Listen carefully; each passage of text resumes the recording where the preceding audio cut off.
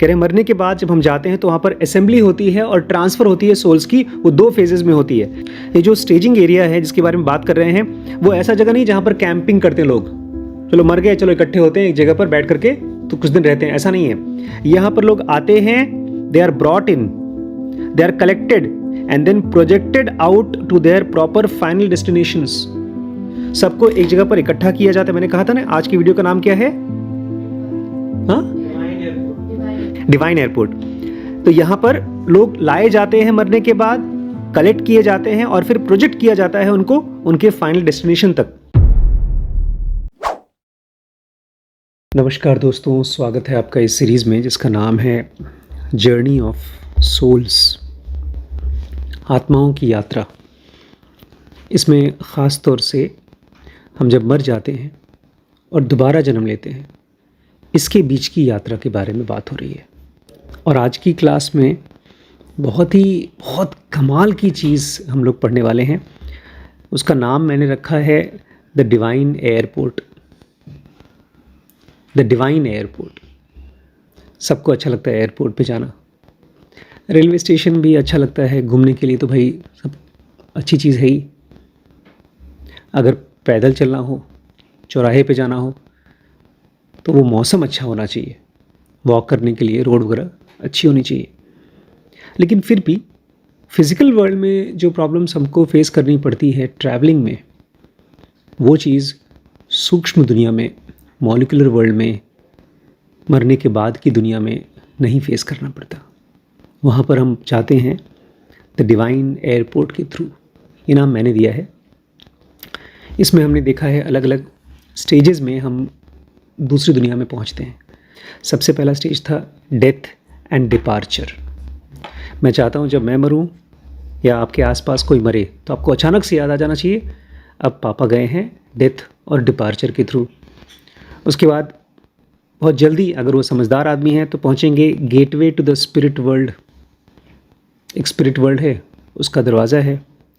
फिर वहाँ पर मुझे मिलेंगे मेरे प्रियजन जिनको मैं बहुत प्यार करता हूँ। शायद आप ही लोग मिल जाएं, क्योंकि आप लोगों की फ़िज़िकल बॉडी तो यहाँ है। मुझे अगर आप लोग प्यार करते हैं, मैं आपको प्यार करता हूँ, तो मॉलिक्यूलर बॉडी भी आपकी है। जो आप यहाँ पर हैं फिर भी मुझे वहाँ मिलेगी। ये बड़ी ख़ास चीज़ है। वहाँ पर डबल ट्रिपल फॉर्म्स हो जाते हैं हमारे मॉलिक्यूलर वर्ल्ड में। तो वहाँ पर होम कमिंग में आप पहुँचते हैं, अपनों से मिलते हैं।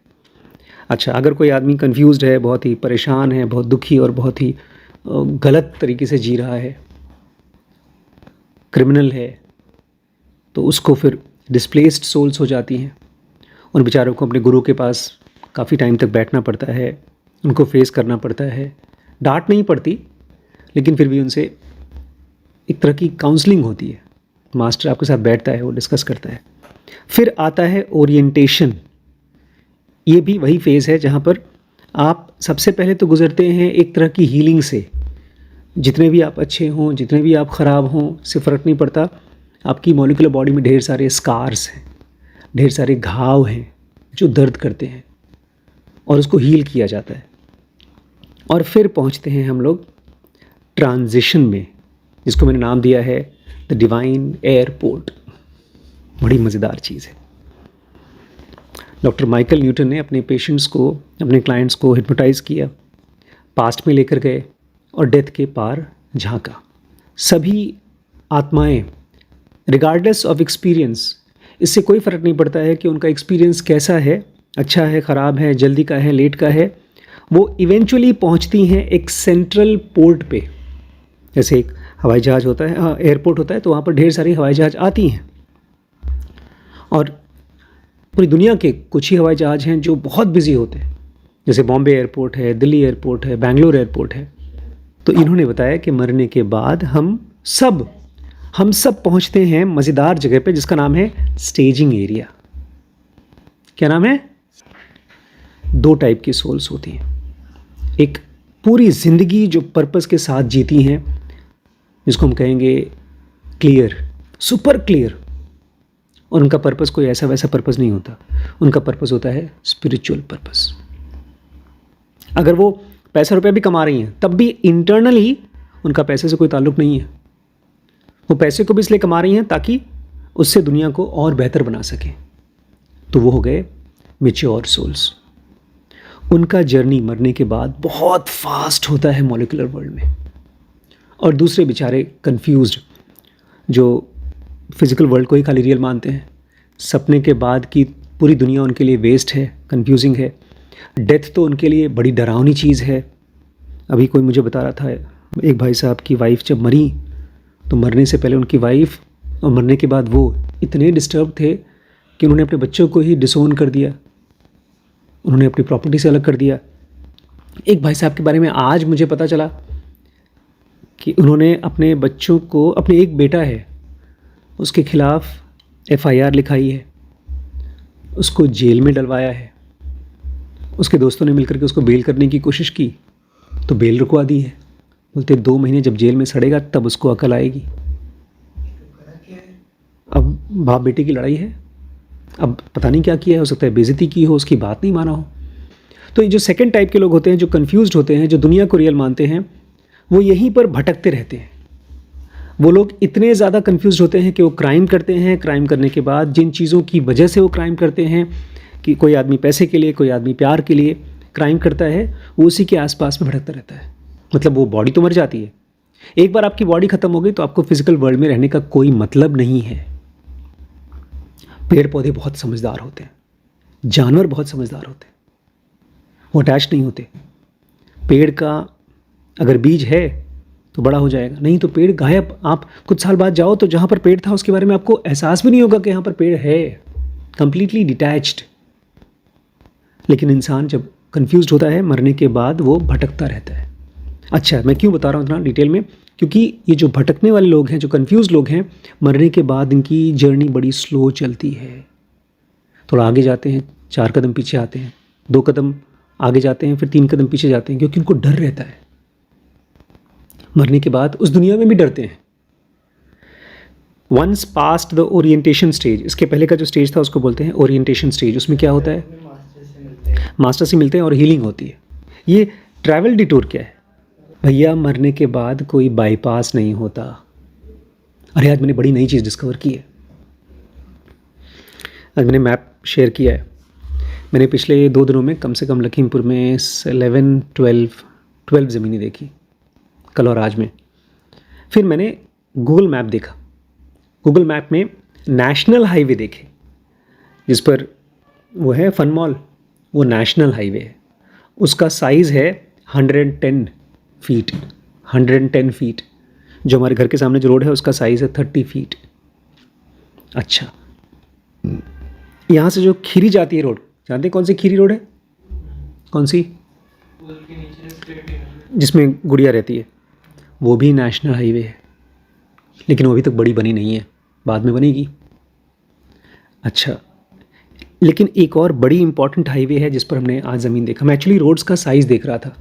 जब आप गूगल मैप को छोटा छोटा, मतलब दूर दूर से देखेंगे तो आपको खाली ऐसे दिखाई देगा जैसे कि पत्ता और उसकी नसें। जैसे हमारी बॉडी में हार्ट मेन ब्लड का ऑर्गन है, और उसमें से निकलता है सबसे मेन ब्लड को बाहर निकालने वाला पाइप कौन सा है, क्या नाम है उसका?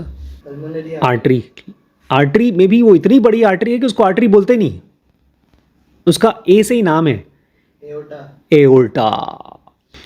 उसके बाद उसमें से मेजर आर्टरीज निकलती हैं, कुछ ऊपर जाती हैं, कुछ नीचे जाती हैं। तो आप जब, मैंने इसलिए स्टडी किया, मैंने इसलिए पढ़ रहा था क्योंकि क्या मैं मेन रोड पर तो मेरी औकात नहीं मैं ज़मीन खरीद सकूँ, बहुत महंगी हो गई है। अगर मुझे कुछ हॉस्पिटल खोलना हो, कुछ खोलना हो तो बहुत ही महंगा हो चुका है। इस समय जहाँ पर पॉपुलेशन है, अभी हम लोग चौराहे के पास एक ज़मीन देख रहा है 6,000 रुपीज़ पर स्क्वायर फीट बता रहे हैं। खाली 1000 स्क्वायर फीट लेने के लिए 60 लाख रुपीज़ चाहिए। जितना बड़ा अपना मकान है, अगर उतना लेने चाहेंगे 2000 स्क्वायर फीट तो 1,20 लाख रुपए, क्योंकि सब बिक चुका है। तो इस रोड पे जहाँ कहीं बस्ती है वहाँ मिलेगा नहीं। तो सेकंड रोड मुझे लगा वो वाला है, वो भी चौड़ी रोड थी और वहाँ पर है ज़मीन। मैं ज़मीनों के बारे में इसलिए बता रहा हूँ, सॉरी, ये रोड्स के बारे में इसलिए बता रहा हूँ बिकॉज मैं चाहता हूँ आप समझें कि पूरी दुनिया बहुत सोफिस्टिकेटेड आर्किटेक्चर की बनी हुई है। जब तक आप जिंदा हैं, आप एक रास्ते से जा रहे हैं, वहाँ से नीचे आ पा रहे हैं तो दूसरे रास्ते से जा सकते हैं। मतलब आप एग्ज़ाम की तैयारी कर रहे हैं, खूब अच्छे से मेहनत किया आपने, लेकिन लास्ट डे आपको इतना डर लग रहा है कि पास नहीं होगा, शायद अच्छे नंबर नहीं आएंगे, तो आप एक डिटूर लेते हैं। डिटूर मतलब बाईपास। क्या बाईपास?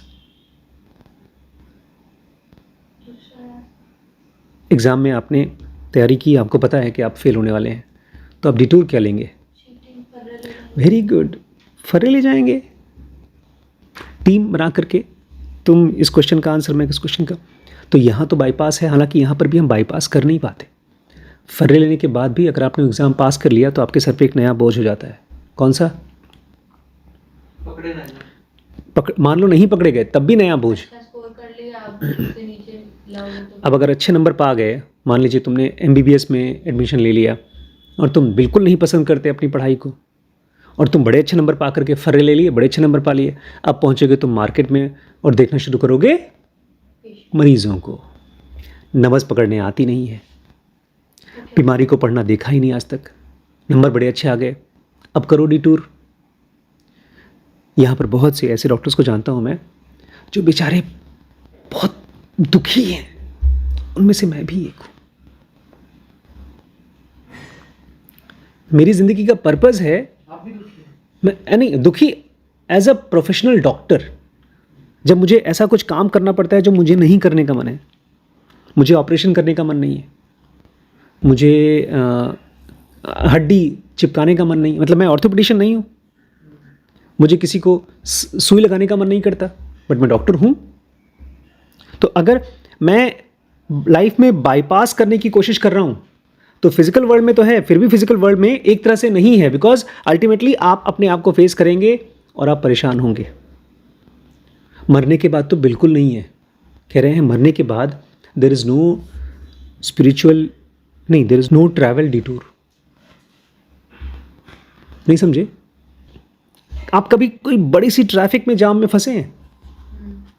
ठीक ऐसे ही होता है, अगर आप मर गए तो एक बड़ी सी रोड टाइप की है जिसमें आप मास ट्रांजिट करते हैं, 100, 200, 500, 1000, 10,000, 50,000, 1,00,000 सोल्स जूम जूम जूम एक ही रास्ते पे जाती हैं, कोई डिटूर नहीं है। आप वहाँ नहीं बोल सकते कि बॉस ये मुझे मज़ा नहीं आ रहा है, इस रोड पर बहुत ज़्यादा ट्रैफिक जैम है, साइड से निकाल लो।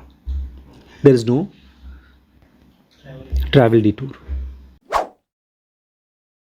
कभी कभी ऐसा होता है कि ओरिएंटेशन स्टेज से ट्रांजिशन स्टेज में डिवाइन फ्रैगमेंट, डिवाइन गाइड्स आपको एस्कॉर्ट करते हैं। एस्कॉर्ट मतलब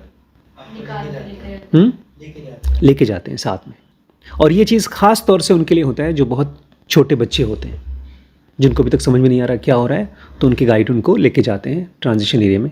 हर एक आदमी के साथ, हर एक बंदे के साथ में एक गाइड होता है। अगर वो मैच्योर हो गया तो अकेले चला जाता है, लेकिन बच्चा है तो एक गाइड होगा। ये जो स्टेजिंग एरिया की जगह है ना, ये पूरी तरह से डिपेंड करती है आपके माइंड के ऊपर। जैसे मान लीजिए आप किसी ऐसे बंदे के साथ में बैठे उसको आप बिल्कुल पसंद नहीं करते, या आपका कोई ऐसा दोस्त हो गया जो अब दोस्त नहीं रह गया। पता है किसको हम पसंद नहीं करते?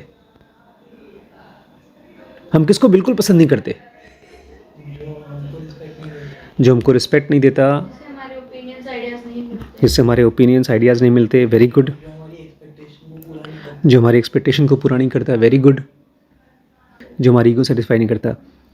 जब से मैंने मोटिवेशनल इंटरव्यू पढ़ा है थिंक अगेन में, मुझे एक चीज़ समझ में आई है, हमें वो आदमी पसंद नहीं है, नहीं, जिसको हम नहीं सुन सकते। आज हमने नाज को और उसको पूजा को बहुत डांटा।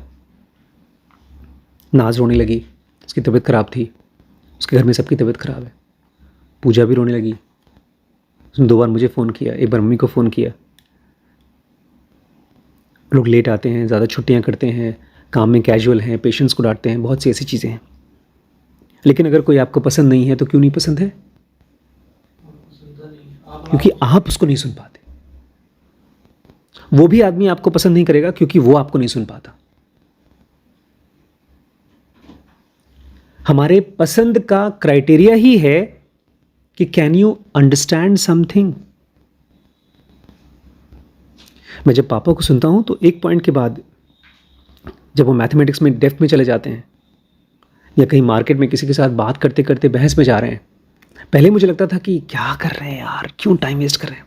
अब जैसे ही मेरे मन में ये बात आता है क्या कर रहा है, मुझे लगता है मोटिवेशनल इंटरव्यू, ये क्या कर रहे हैं, ये क्या चल रहा है। बिकॉज आज वो 72+ हैं, मैं हूँ कितना 47, और बहुत जल्दी मैं भी उसी लेवल पे पहुँचूँगा। राम कह रहे थे लक्ष्मण से, लक्ष्मण खास तौर से जिनकी उम्र ज़्यादा होती है उनको तो ध्यान से देखो, क्योंकि उनके साथ आपको सब्र नहीं होता। आप कभी किसी बहुत बूढ़े आदमी के साथ में वॉक करके देखिए, बहुत दिक्कत होती है, वो धीमे धीमे चल रहा है।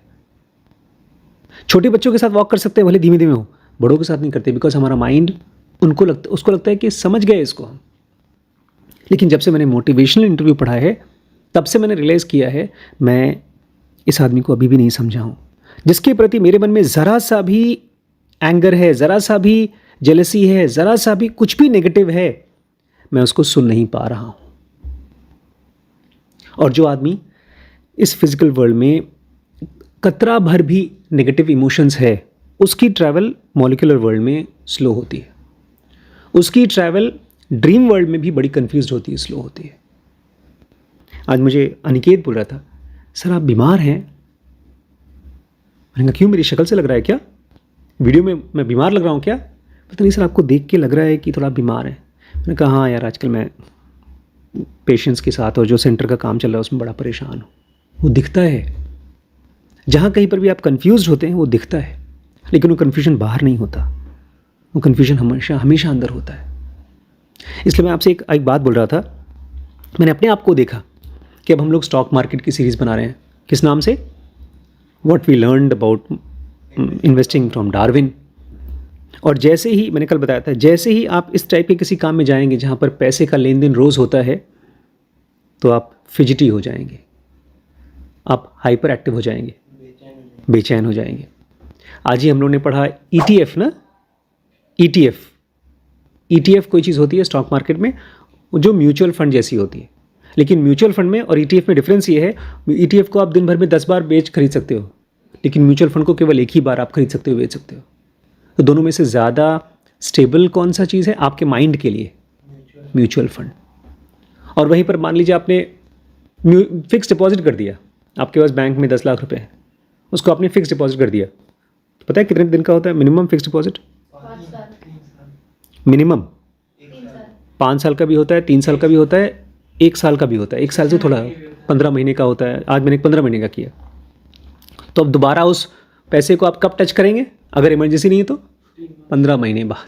जो लास्ट फाइनल पैसा जो मिलेगा, जैसे मैंने अगर मान लो 1 लाख रुपए का म्यूचुअल फंड बनाया, मैंने 1 लाख रुपए का FD किया, तो उसमें लिखा रहता है कि इस डेट को आपका FD मैच्योर हो जाएगा, और मैच्योर होने के बाद वो 1 लाख रुपए प्लस 7.1% मिलता है, तो 1,07,000 रुपये हो जाएगा।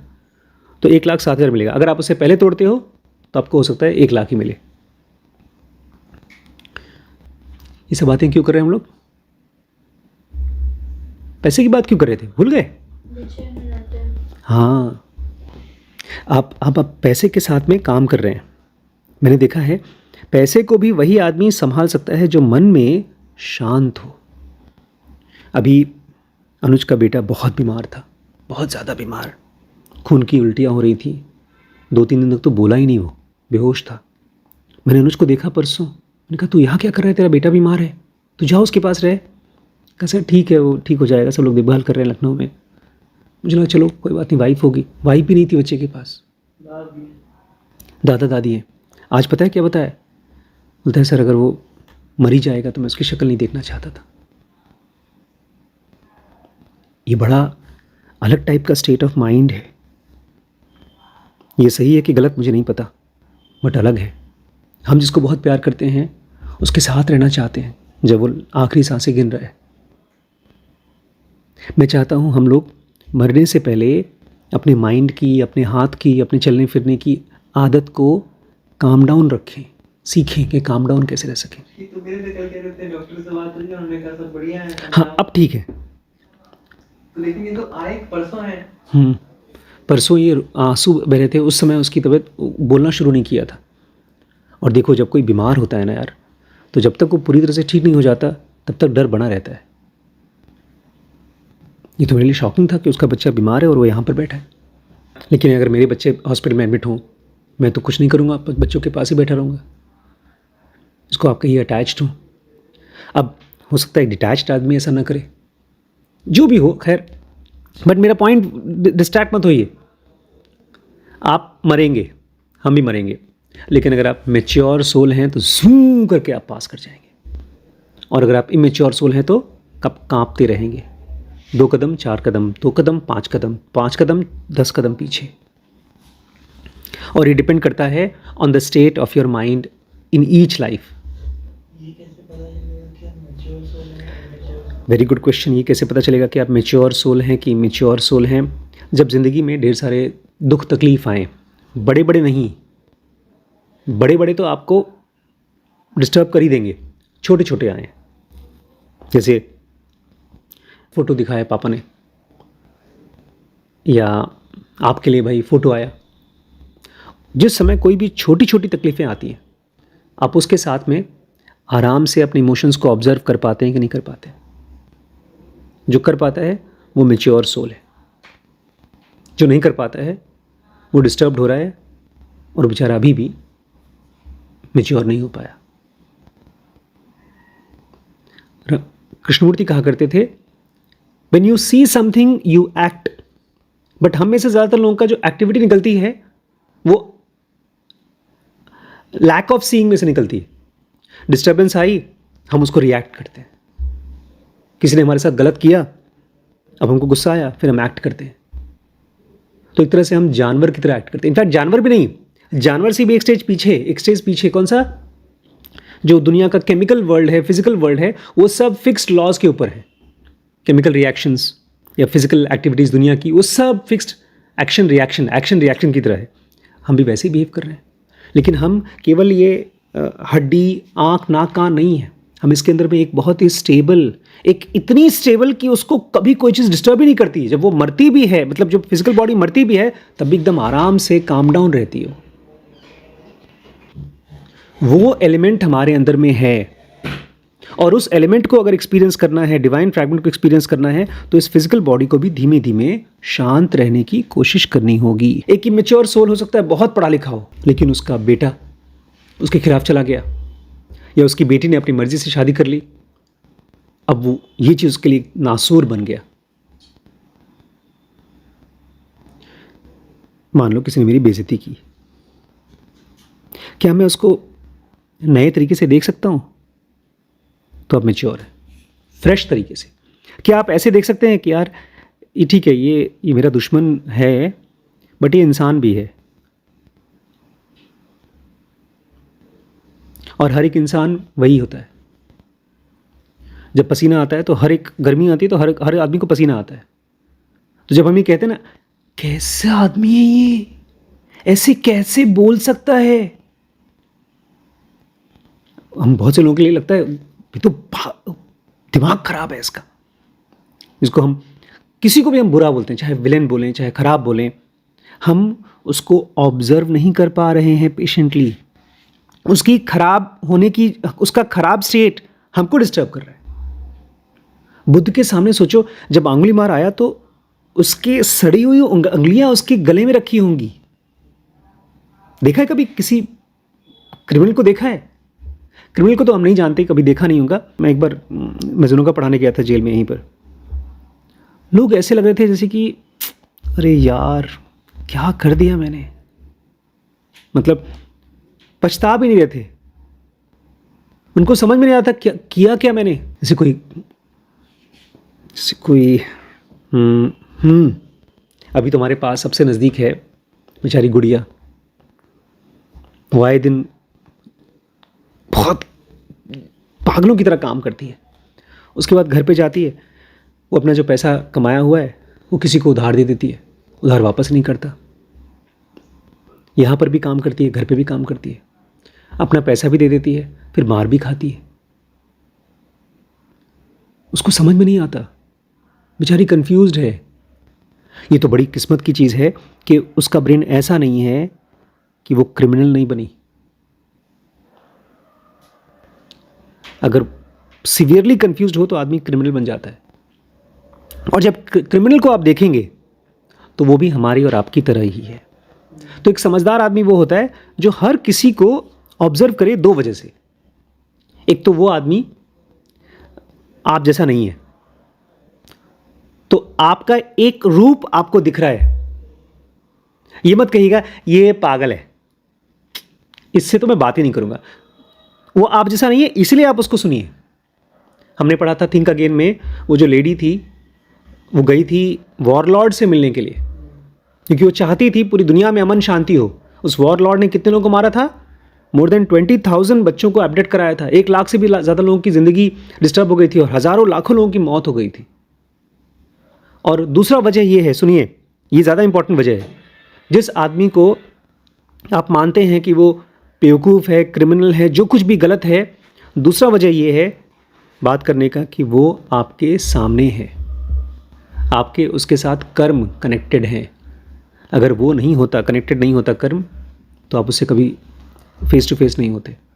दुनिया में 7-8 अरब लोग हैं, हमारे साथ लिमिटेड लोग, मुश्किल से एक आदमी मुश्किल से 150 लोगों से ज़्यादा, 150 तो मैक्सिमम लिमिट है, उसके ऊपर लोगों को जानता ही नहीं है। हमारे राजू वेंकटरमण थे जिनकी ICICI कंपनी को अपनी कंपनी बनाकर बेची थी, उन्होंने बोलते मेरे नीचे 20,000 लोग काम करते थे, बट मैं जानता कितने लोगों को था? मुश्किल से 50 से 100 लोगों को, बाकी उनके नीचे लोग मुझे जानते थे बट मैं उनको नहीं जानता था। तो ICICI को पहले अपनी कंपनी बनाई, 8,000 एम्प्लॉयज़ तक उसको स्केल अप किया, फिर उसके बाद उसको सेल किया ICICI को, फिर उसी में उसके एज अ CEO भी फिर भी काम किया, फिर उसको 20,000 तक लेकर गए। अच्छा, देखिए, मरने के बाद आपका जो ट्रैवल है it depends upon the state of mind after each life. पूरी ज़िंदगी में आपकी स्टेट ऑफ माइंड कैसी है, और आपकी ज़िंदगी में स्टेट ऑफ माइंड कैसे डिपेंड करती है, आज कैसी स्टेट ऑफ माइंड थी। इसी जैसे आप लोग काम करते हैं, उस काम को करते समय कितना आप मेडिटेटिव हो सकते हैं, कितना आप उसको रियाज की तरह बना सकते हैं। उस काम के कंप्लीशन से कोई फर्क नहीं पड़ता, हाँ, उस काम की वजह से आपके स्टेट ऑफ माइंड को शांति मिले, इससे सबसे ज़्यादा फर्क पड़ता है। बिकॉज इस दुनिया में कोई भी काम बना ही इसलिए ताकि आप डिवाइन को जान सकें। कह रहे हैं मरने के बाद जब हम जाते हैं तो वहाँ पर असेंबली होती है और ट्रांसफ़र होती है सोल्स की, वो 2 फेजेज़ में होती है। ये जो स्टेजिंग एरिया है जिसके बारे में बात कर रहे हैं, वो ऐसा जगह नहीं जहाँ पर कैंपिंग करते हैं लोग, चलो मर गए चलो इकट्ठे होते हैं एक जगह पर बैठ करके तो कुछ दिन रहते हैं, ऐसा नहीं है। यहाँ पर लोग आते हैं, they are brought in, they are collected and then projected out to their proper final destinations. सबको एक जगह पर इकट्ठा किया जाता है। मैंने कहा था ना, आज की वीडियो का नाम क्या है? हाँ, डिवाइन एयरपोर्ट। तो यहाँ पर लोग लाए जाते हैं मरने के बाद, कलेक्ट किए जाते हैं और फिर प्रोजेक्ट किया जाता है उनको उनके फाइनल डेस्टिनेशन तक। बाय द वे, एक फाइनल डेस्टिनेशन मूवी है, उसको बिल्कुल विश्वास मत करिए, बहुत बेकार पिक्चर है। उसमें हर समय कोई ना कोई मर रहा है, बदकिस्मती होती है पूरी पिक्चर में। माइकल न्यूटन कहते हैं जब भी मैं किसी अपने क्लाइंट को हिप्नोटाइज करता हूँ और यहाँ तक पहुँचाता हूँ, स्टेजिंग एरिया तक, तो मुझे ऐसा लगता है जैसे कि एक बड़ा सा एयरपोर्ट है, और फिजिकल वर्ल्ड का जो एयरपोर्ट है उसमें तो आप सब इकट्ठे होकर के एक हवाई जहाज में बैठते हैं, लेकिन ये एयरपोर्ट आप जाते हैं और सू अकेले अकेले उड़ते हैं। यहाँ पर आपको किसी हवाई जहाज में नहीं बैठना होता, बस आपको एक फोर्स होती है, आपको यहाँ से खट करके भेज देती है। यहाँ पर चेंबर की भी ज़रूरत नहीं है, वो सीधे उड़ जाते हैं, क्योंकि यहाँ पर फिजिकल बॉडी होती नहीं है। कहते मेरा एक क्लाइंट था, उसने कहा ये जगह एक बड़ा सा जायंट वैगन व्हील है, उसके सेंटर में हम लोग सब इकट्ठे होते हैं और उसके बाद जैसे स्पोक्स होते हैं, पहिए के स्पोक्स समझते हैं, तीलियां, ऐसे हम लोगों को खट खट करके उन प्लेसेस पे पहुंचा दिया जाता है। कहते हैं मेरे सब्जेक्ट्स जो यहाँ पर पहुँचते हैं बताते हैं यहाँ ढेर सारी सोल्स होती हैं जो एक दूसरे को जानती भी नहीं है, पहचानती भी नहीं है, और फिर भी एकदम परफेक्ट तरीके से वो ट्रांसपोर्ट होती हैं। कैसा एयरपोर्ट होगा यार। एक ने तो कहा कि ये एरिया जो है लॉस एंजल्स का फ्रीवे है, इसमें कोई ग्रिडलॉक नहीं होता। पता है क्या है लॉस एंजल्स का फ्रीवे? उसी का कॉपी करके मोदी जी यहाँ पर ढेर सारे हाईवेज बना रहे हैं। देखिए लॉस एंजल्स फ्रीवे, और ख़ास तौर से छुट्टियों के दिन उसकी हालत देख लीजिए, लॉस एंजल्स का फ्रीवे कैसा होता है। और जिस दिन उसमें ट्रैफिक जैम होता है भैया, गाड़ियाँ फंसी रहती हैं। मैं तो देखता हूँ ये बेचारे पुलिस वाले सुबह से लेकर शाम तक ट्रैफिक पुलिस वाले धूप में, पसीने में, मोटे मोटे कपड़े पहनकर बस गाड़ियों को यहाँ से वहाँ फेंक रहे हैं।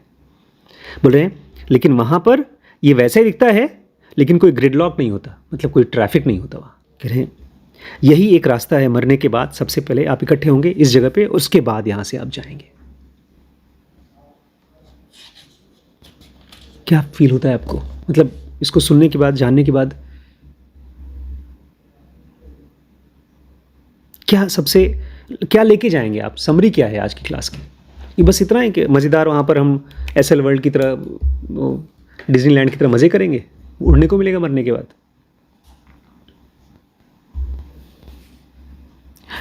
अच्छा करो चाहे बुरा करो, मज़े तो रहेंगे मरने के बाद।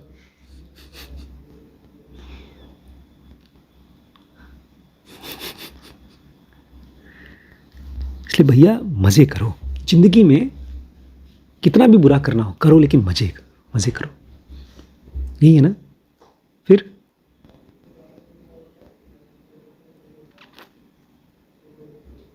देखिए एक चीज़, अच्छी चीज़ है कि मरने के बाद आपकी ज़िंदगी में इतने ज़्यादा कन्फ्यूजन नहीं होते, चीज़ें एक डिवाइन प्लान के हिसाब से चलती हैं। यहाँ पर सबसे बड़ा श्राप है जिसको आप लोग वरदान मानते हैं, चॉइस का। Very good. जब आप दो चीज़ों में चूज़ कर सकते हैं कि ठीक है मुझे ये करना है और ये नहीं करना है। इसलिए भगवान ईसा मसीह कहा करते थे, भगवान प्लीज़, अपने भगवान को कहा करते थे, हे ईश्वर मुझे ऐसी कंडीशन में डालो ही मत कि मुझे चूज़ करना पड़े। इसको हम लोगों ने पढ़ा था, where there is choice there is no freedom, there is mental confusion, there is mental. इसलिए जब मैं कभी कुछ बड़ा डिसीजन लेना होता है ना, तो मैं ढेर सारी चीज़ों को देखता हूँ ताकि मुझे चूज़ ना करना पड़े, एक ऑटोमेटिक चॉइस आए समझ से। इसलिए जब तक कोई चीज़ समझ में ना आए मत करो, और जब तक कोई चीज़ समझ में ना आए तब तक ध्यान से सुनो। जो इंसान आपके साथ है, वो बाहर नहीं है, वो आपके ब्रेन में है, चाहे वो की माँ है, चाहे आपका फ्रेंड है। उसको डिज़ायर मत बनाओ। डिज़ायर होगा तो पता है क्या होगा, आप उसको तोड़ मरोड़ करके अपने हिसाब से बनाने की कोशिश करो। Try to understand that person. जितना आप उसको समझेंगे, आपके अंदर में समझने की काबिलियत बढ़ेगी। लोग यहां पर आपको मिलने या बिछड़ने के लिए नहीं आए हैं, केवल आपको और समझदार बनाने के लिए आए। वो एक जिगसॉ पजल है और वो पजल का हिस्सा आप हैं, ताकि अब मैं जब अपनी वाइफ से, अपने बच्चों से, अपने माँ बाप से बात करता हूं तो उनके लिए कुछ नहीं कर रहा हूं मैं, उनके थ्रू मैं समझदार बन रहा हूं। क्योंकि मैं हूं कौन अल्टीमेटली, मैं इस दुनिया में कौन हूं? एक पति, एक बाप। जब तक श्रीश नहीं आया था, आप लोग नहीं आए थे, मैं आराम से था, कोई बाप नहीं था। श्रीश आए, आप लोग आए, तो अचानक से मैं बाप वाला एक स्टेज बन गया, एक बाप वाला फैक्टर बन गया जिसमें ढेर सारी स्ट्रॉन्ग अटैचमेंट्स हैं। आप लोग जाएंगे, दुख मुझसे अलग होंगे तो मुझे दुख होगा। आप लोग मेरे हिसाब से काम नहीं करेंगे तो मुझे दुख होगा। मेरी वाइफ मेरे हिसाब से काम नहीं करेगी, मुझे गुस्सा आएगा। तो हमारा जो स्ट्रक्चर है मॉलिक्यूलर बॉडी का, वो बना ही हुआ है आसपास के लोगों से। इसलिए जो भी इंसान आपको डिस्टर्ब कर सके, गुस्सा करा सके, उसके साथ तो खास तौर से बी वेरी मोटिवेशनल इंटरव्यूअर। जो भी आपको डिस्टर्ब कर सके उसके ऊपर खास ध्यान दो। उसको तुरंत ये मत मान लो ये तो बेकार आदमी है। इस दुनिया में कोई विलन नहीं होता। राम ने रावण को मारने के बाद अपने भाई को भेजा रावण के पास, पता है किस लिए? बहुत समझदार आदमी, उससे कुछ ज्ञान लो। ये खाली अच्छाई नहीं थी, ठीक है?